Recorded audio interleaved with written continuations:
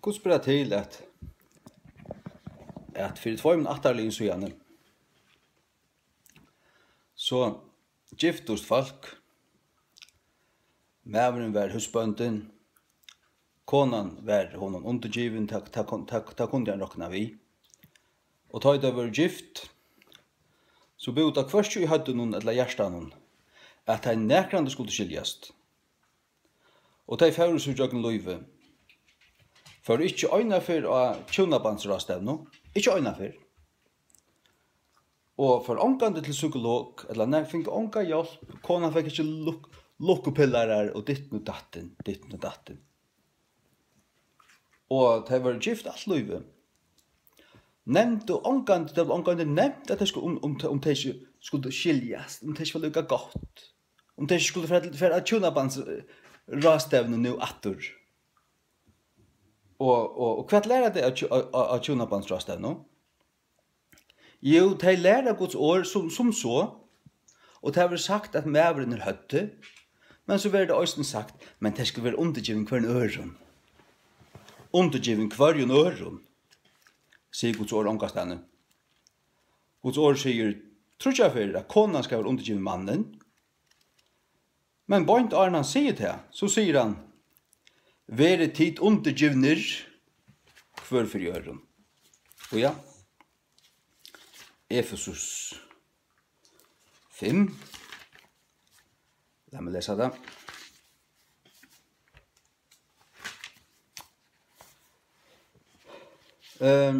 Efesus 5, 21. Lett meg lese fra 20.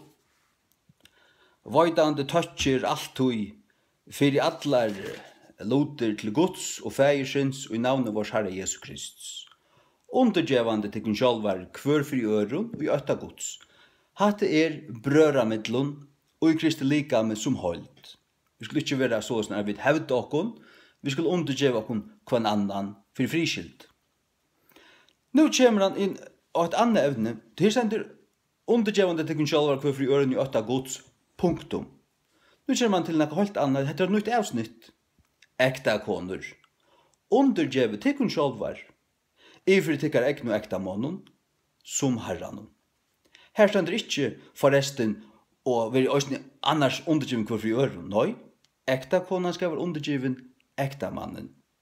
Tog at ekta mævren høvur ekta konunar, enn ta ønns og Kristus høvur kyrkjunar. Kristus høvur kyrkjunar? Ja. Så veit jeg til sida om nekra vil være hakstur, let han være tænare til ötlun. Jeg her sender om nekra vil være hakstur. Han skal være tænare til ötlun. Men her det Guds ord som sier at mævren høvur. Det er ikke som han skal pjøst at strøyast fyrir, eller kradda seg. Det er ikke noe plass som mævren pjøst at kradda seg. Han finner det plass fra gode. Og Kristus, han okkara høvur. Men kvært tankte han okkon, ja, han gav seg sjálvan. Han elskar okkon så nek at han gikk en tog i deian fyrir okkon. Og det stender også her i Efesus 5 at menn åtte ekta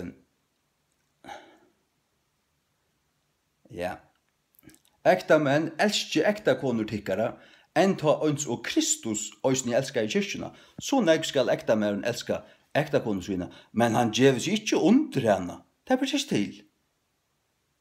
Og det sier Guds ord omgastane, at mævren skal gjøre seg under sin ekta konu. Hatta kan man bare sia, hvis man gonger inn av møynihøyd, som hever en kvinne til pastor. I endurtetjer, hatta kan man bare sia, hvis man gonger inn av møynihøyd, som hever en kvinne oppi av toppen, så sier man hatta. Og hvis man selv hever gintje og hørst det som det sier. De skulle nok lese etter her, men at tekka det som det sier, som det talar, og stand at du, og vidger det sækliga. Vers 21, vi kommer i brøramidlun, hatt det ikke middelen tjun, hatt det ikke tjunamidlun. Tjunabandstekstren, han byrjar i vers 22, og det ekta konan som skal være undergiven mannen, og det tåler man ikke det, tog at han anden som dominerar i samfunnet til jaunstøv anden, til restsåk anden, og han likelen til at alt ferdig ut i kaos i det. Det grunden til at tid annakvart år må færa av tjonabandsskoj, for at styrka det, for at arbeide her jøkken, og for at pjøsse på prosjektet tjadekon. Det annars ferdig ut i kaos. Halda dit. Og så ble det så det varst, og så oppbyggt, og så glad, og så det varst. Men at det stender ikke 100% av sannløkene. Det gjør det ikke. At det stender ikke 100% av sannløkene. Jeg vet det. Bibelen Jadal sier også i 1. Mosebok 2 at Gud ville gjøre Adam en medhjelp. Han gjør det jo ikke en medhjelp. Han gjør det jo en hjelp. Hun ikke hans medhjelp. King James Bibelen sier I will make him an help, meet for him. Jeg vil gjøre noen hjelp, høstjelige til hans herre. Og en hjelp som høstjelig til mannen. Lad det komme til Kolossebrev 3. 8. Kolossebrev 3, 8. Ekta konor, undergjevet til sjølvar ifri til egnu ekta månen, som til høstjelig til herren. Ekta menn, elskje ekta konor tikkara, og veri ikkje borskjur mot dem. God sier ikkje til ekta menn veri undergiven ifri ekta konor tikkara, eller til tjøn veri undergiven kvar nøyron, eiver høvur all døyles ikkje. Her ligger hundren begriven. Tog fer konan til og hødde at det egentlig janstøva. Og så heldur hun til at hun skal kappast mannen, kappast vi at sitta brunni og halda rauri og styra skutene. Og så ber hun å klandrast og strujast med mannen. 4 Korint 11 troi. Men jeg vil haft ikke vita at høvur kvarsmans Kristus, og høvur kvinnunar mævurin, og høvur Krists god. God fægir, Jesus Kristus, som Guds sonur, under honom han frelste mævurin, under honom kona hans herra. Hever kona hans ikke under seg, jo, hun bøtten under seg. Og bøttene kunne hava hamstaren eller hunden under seg. Hatta te som Guds år lærer. Guds år lærer en av valda pyramido. Og det ikke jævnstøva av nøkron stige. Det ikke jævnstøva av nøkron stige. Det det ikke. Nu færer vi til 4 Peter, tror jeg. Fra 5. Ty etter hesen hottarlei og henne gamle tøy, henne høyla av kvinnerøysene, og hver lito av god, pruttu seg sjálvar, verandi i undergivne fyrir sunnen ekne og ektamånen, verandi i undergivne fyrir sunnen ekne og ektamånen, Sara tikkara øynasta fyrirmynd i Nutja testamentet tid kristne kvinnor. En ta som Sara lytte ta mekir akta i, even as Sarah obeyed Abraham, Sara akta i han. Det var en godelig kvinna. Læra ditt hatta, og tykkara møgnjøyden, brøra møgnjøyden, pinsa møgnjøyden, heimamisjøyden, alle stedene. Læra ditt hatta. Hette det som Guds år lærer. Og når jeg vet hva til læra, jeg vet hva vi er lært i en kamp, til at jo, man lærer en parsta Guds år, men så blandar man tøyer andan på i, man vil ikke skapa forstårar aldri vattnen, man vil ikke at folk skal få ilt, man vil ikke trakka restsåken av tattnar.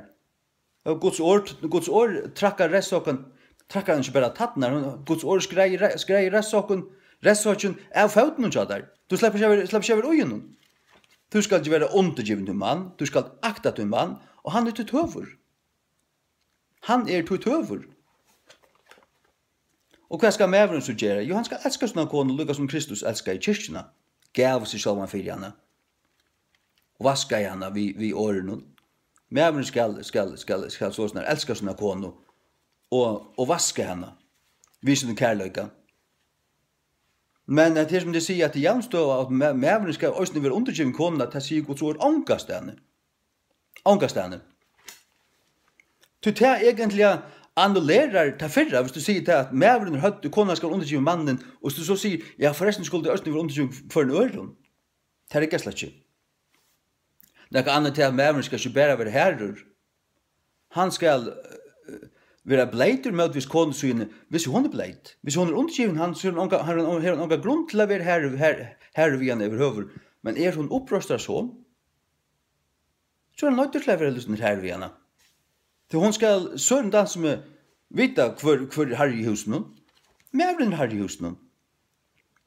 Omma hon døg i 2008, 46 eller 46 år gammel. Vi var sera vel, alltid hatt fra at vi var smadronker. Så jeg var, vi var 32 siste bøtten av familiene. Jeg var henne yndlingsbad. Ikke for jeg fornærme henne, men hun var sera gav med.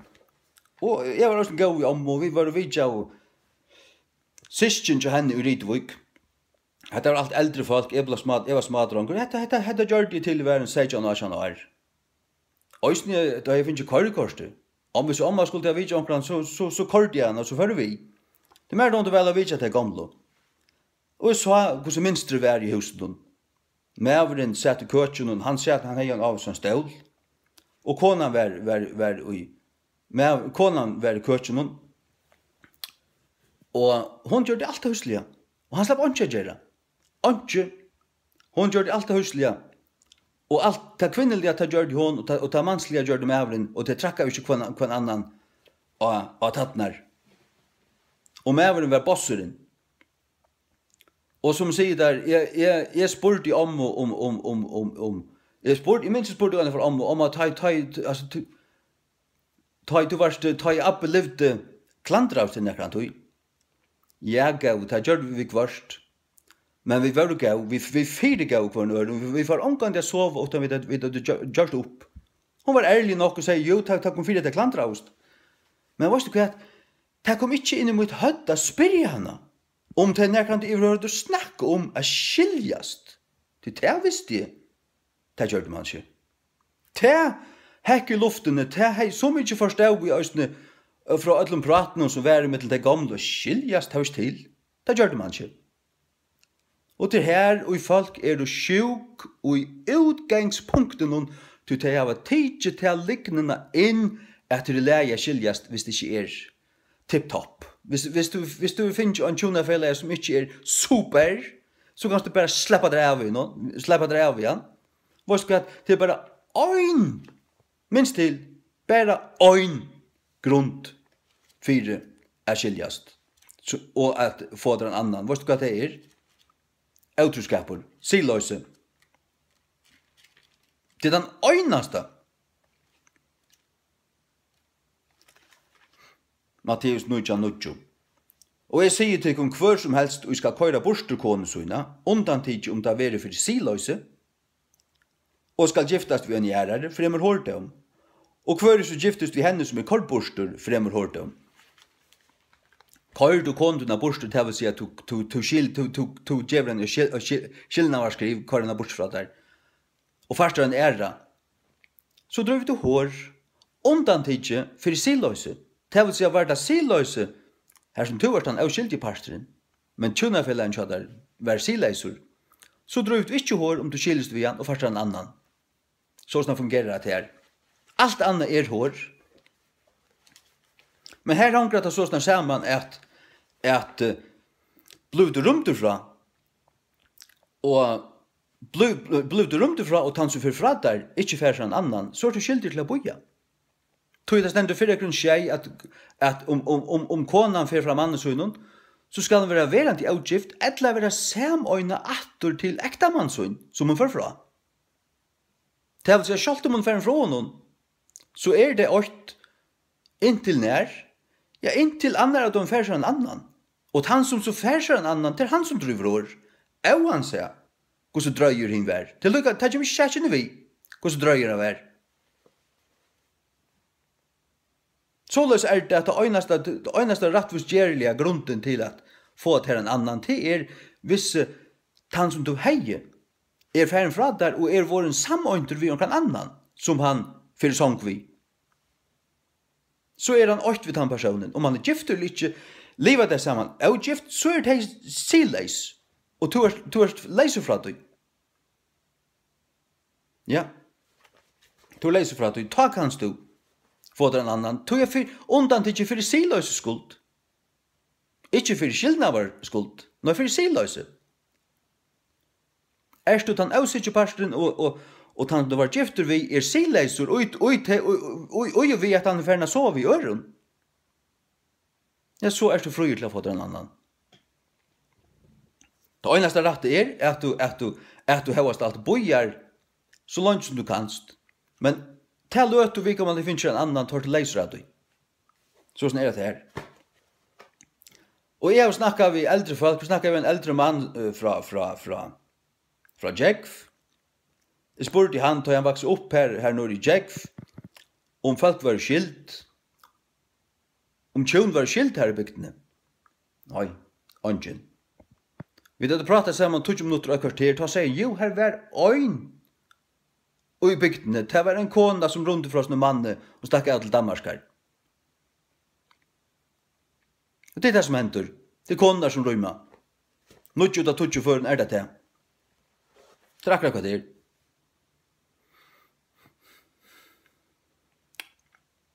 Nei, vi skulle slett overhøver ikke blanda det som heimene sier og på det som Guds ord sier. Vi skulle halda fast ved det som Guds ord sier. Så vi i ordan. Vi skulle være i ordan og i hjertan og i høtten. Vi skulle være i ordan og i hjertan og i høtten. Det vi bare hvis vi trykker Guds ord. Bare hvis vi trykker Guds ord. Ja. Du kan atla til at det er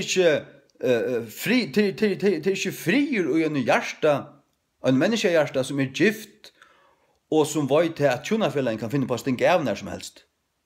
Eller som heldig til at til de ordene å stinke av. Nei. Det uttrykt, det som at henge en spennetrådjon. Det som at stande en stål vi en røyp om halsen. Du var ikke av når du kan være avluv av. Så det her. At det lyst ankon. Og stedet for det så at du var så innstilt laver, at gifter til inntil deg en kiler, og så er konan også innstilt la, fullstendig klett fast. Det er ikke mye annet på tal, så som det var gamle døven. Og så man gifter her, og man er i bøtt, man har sitt heim, og så stender man av kletten, og det rimmar fast, og da har man ikke brukt for i øynast og familjerastevne. Ikke øynast, eller tjonabans skoj, når i Nesvik, eller nekker ærestevne, lukka mykje. Det er det som sier der, at det gamle har ikke bruk for det. Det er ikke øyne for til psykolog, eller radjeva, eller tjonabandsrastevne, eller nekkast lukt. Og tjonabanden er hilto. Det er hilto. Og det er halt ikke det. Vi er alle tykker hjelpen, og tykker bauken, og ditten og datten. Tog at de trykker på jernstøv. De trykker på jernstøv. Og et annet tema tror jeg at konan øyre var ute og hava sånne karriere og blekka bøttene av stån og at ta det komme til hus så skulle det døylast om alt og så ble mæveren urbøyne av han ble gjørt til kono stendig fyrklei hver løtto og gjør alt konunar arbeid men hon er hessa vaktene og hon er vakt kvöld ja og atri anna kvöld og ditten datten. Og mæveren, så er det gjort jøvn, og det er ikke jøvn. Det er ikke jøvn. Og så kommer konan heim, og så har de knappt finnet manslige rødt, og han helst dominera. Og så skal han sette mannen på plass, og tar rusen ikke opp i mannen som er naturligt, til det, her er jeg konkur, her er jeg herre. Hon sitter ikke med på plass. Det er ikke jernstøva. Sier du til jernstøva, så ber du om endalest tårøy og strøy og krutsk. Ta ver det. Ta ver det. Ja. Gods år, jeg visste ikke om det, for jeg kunne 11 og trøy. sier til at mæveren høver konunar. Efesus 5, 22 og ut, sier til at ekta koner vil undergivnar ifri ekta mann tykkara som herran. Som herran. Gjerda, gjev du undertykkara mann, til herren sier det. Og vite til at ta det gjev du undertykkara mann, ta akta ditt herran. Ta akta ditt herran. Fær og en mæver og en kone som i utgangspunkten undergiven han, vil ta og vøyta og legge seg etter tog, og hever ta og hjertan at gifter, skiljes det ikke.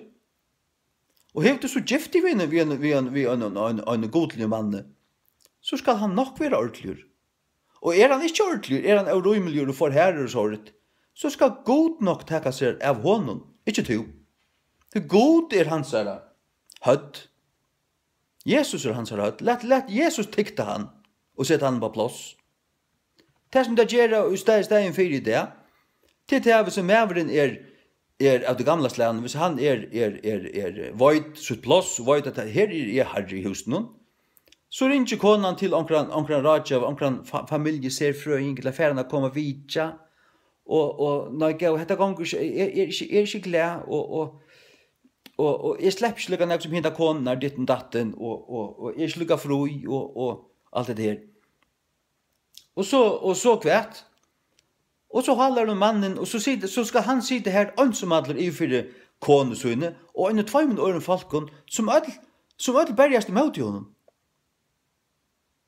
Det ringta knullvast hvis du har ønsomadler møte trimon.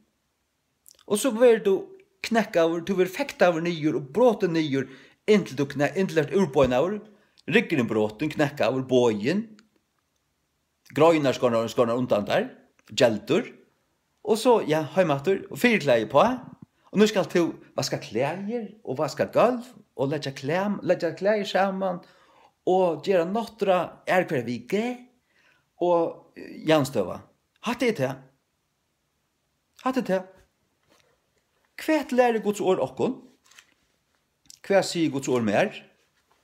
Guds ord sier mer til at det konunar plass å være vid hus og passa bød, og passa hus.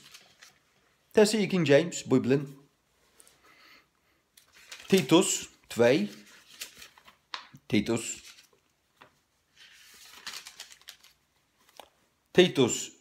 kapitel 2. Men tala til tar loter som sømme høylnæmare godslæro. Høylnæmare godslæro, sunnar doktrin. At hinner aldra av menn være edrueligir, viruligir, hausamer, høylnæmare i trygg, og velvildig tolmøve. Hinner aldra av kvinner loika lois, at her veri i atfer som sømer høyla loika, ikkje falskir akkararar, ikkje givnar til nek voin, fralarar av gaun loton, at ter med a lær hinner unge kvinner at være edrueligar, at elska ekta menn søynar, at elska bøtten søyne. Det det som det oppe allar, og det skulle elska bøttene, at være hauligar, kurskar, kinsliga røynar, passarar vi hus, keepers at home, passarar vi hus, keepers at home, sier King James Bibelen. Ikke of the home, men at home. Det det som mamma var til jeg vokste opp. Jeg minst ønske til at de arbeidet ute nekrand for jeg var trøllvaksen. Så sånn her, nå har jeg vært alltid i heimen. Og så sånn var det også atterligene atteretter, at hovedsakelig var det mammonar plass at alle oppsyn i eknobød, hun korte ikke opp at den jegl. Jeg var oppalt av godleg som pedagogon, som oppflaska bøttene vil ligge, og lære at det sodomier i ordan. At mæver kan være gifter med mannen. Og så sånn forbanna deg og løya deg ned i helvete. Ja, det satans likner til det å gautidje det, og jeg gautidje anka av dem. Anka. Jeg stod ikke på heimamsjønnen å lære meg nekka som helst. Ankan prest. Jeg skal ankan prest av i meg. Ikke nøya. Ja. Halleluja. Halleluja. Nå som man sier der at Guds ord er ikke pura grått. Vi undergivning kvar för öron i ötta gods. Det bröramittlun. Här som det punktum så så sänder äkta konor. Så kommer han snacka om äkta konor. Vad säger han här? Vi är tid undergivnar för äkta monotekare. Och han säger omgående till män vi är undergivna för kondekare. Altren. Ikke inn i eia.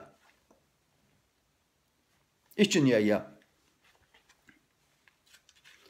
Nei, det stender at om biskopen, at han skal være en som vel stjøtner sønnen egna huset, og ta Guds ord sier hvordan en biskoper, hva det til en hyre, til en pastorer, til den hakste i en møgnighet.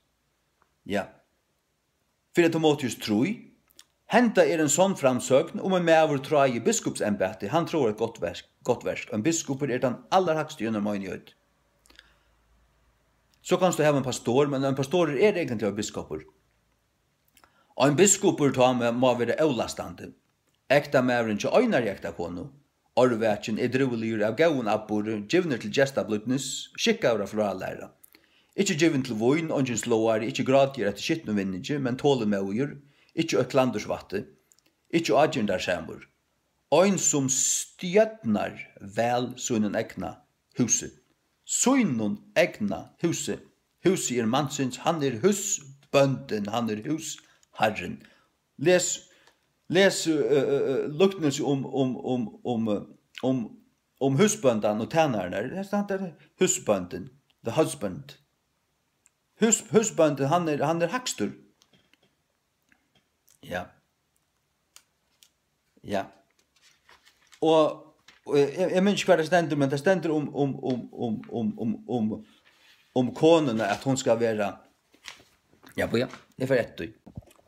Ja, jeg har det her. Vi leser her, Jan, at biskoperen skal være, skal stjøtna. Sunn egna hus, hva en stjøtnar? En stjøtnar en, hvis vi tog etter til dangst, det en regent. Og hva det at regere til å stjøtna? One that ruleth. Og hver ruleth, hvis du først er til engst, who rules, til han hakt til en president, eller en konkur. Konkur, han overast, her ønsken hakre. Og i tog samanhengen. Og i familjesamanhengen ønsken hakre enn mæveren. Tog hever han øyne i seg til Kristus. Han hever ikke nekra konu i seg. Ikke inn i eia. Oi. Nu får vi til at det 4 Timotheus 5:14. Vil tessvegna at hinnar yngre kvinnor giftist, og i bøten loie huset. I will therefore that the younger women marry, bear children, guide the house. Ikke rule, men guide. Hva er det? Til den daglige omsjøvnen, til at her kjeipe inn, og passe huset, at hava en eskju i pengen og du gav fer om man i handelen kjeip brei og en pakka mjölk og en dose lipastei og kjeip der en bom til på tannmaten og mamma kan jeg sleppa at her og til her boi etter pappa som heim, han kommer heim kl. 6:30 vi spyrja han tog at hon fattar til at hon hever ikke myndelaga til at avgjera her nu om han skal få noen nødja sykkel eller ikke. Nå, leta kun, og det det så at mamma spela kongolar ut, det gjør det der. Det spela kongolar ut. Og det kommer kokkeroi, det kommer koreloi, og det var strøy, tog at det akkurat som 2 skipar oppa brunnet. Jeg hørte gjerne søv om at det var en føresk skipar som silt var en norsk skipet.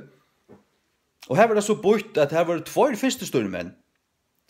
Og hans norske, han var så doven, han satt nere i kahytten her som alle mennene sjåte her, og spalte kort, og spalte bort helten av togene.